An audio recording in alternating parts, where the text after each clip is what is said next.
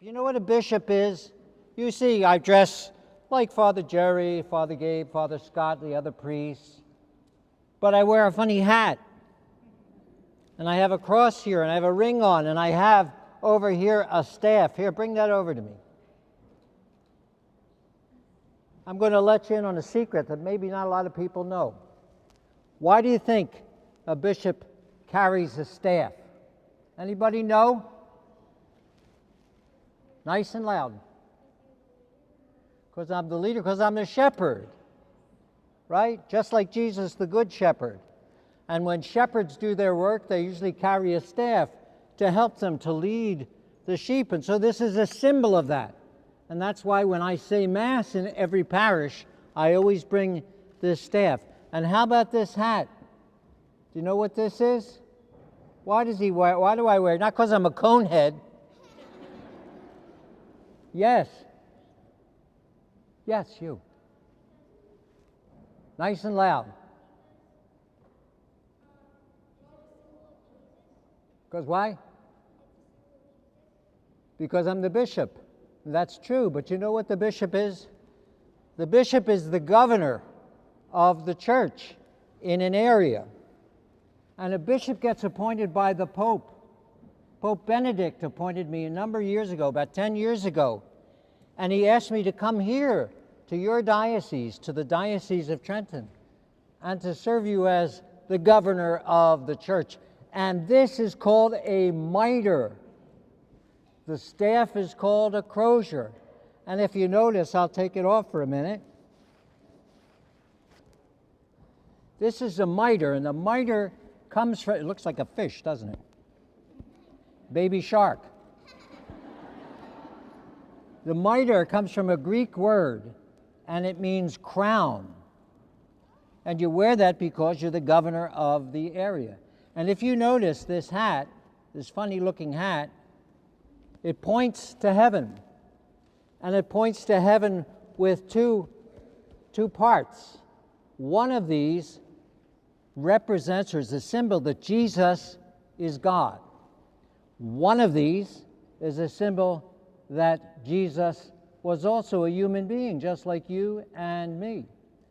And it's in one hat that the symbol of Jesus as God and man come together, because Jesus was both God and both man, and you know that from your studies.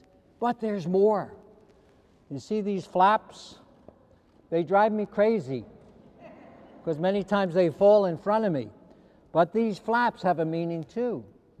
The Old Testament of the Bible, and the New Testament of the Bible, the Gospels and all the special readings that we hear every Sunday. So the bishop wears this crown, which symbolizes God and man in one hat, with the Old and New Testament as one word of God.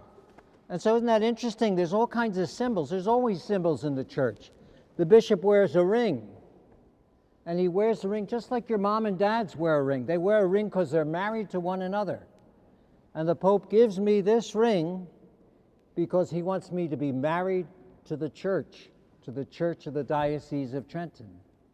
And he gives me this cross to wear around my neck because he wants the cross of Christ always to be close to my heart as I lead you as your shepherd.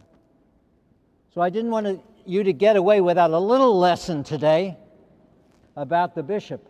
And the bishop is the one who is the successor of the apostles. Jesus surrounded himself with 12 apostles, and at the Last Supper, he not only made the Eucharist, his body and blood, but he also made the priesthood.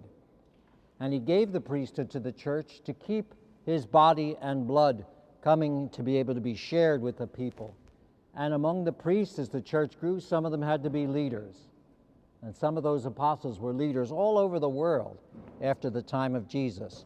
And every year since the time of Jesus, bishops were made to continue the work of the apostles. And that's why the bishop is called the successor to the apostles. So just in case anybody wondering why is all the big fuss about the bishop, that's the reason. Because the bishop is the successor to the apostles. He's the shepherd of God's people. And he's the one that the Holy Father, our Pope, has asked to serve you and all the people of the Diocese of Trenton.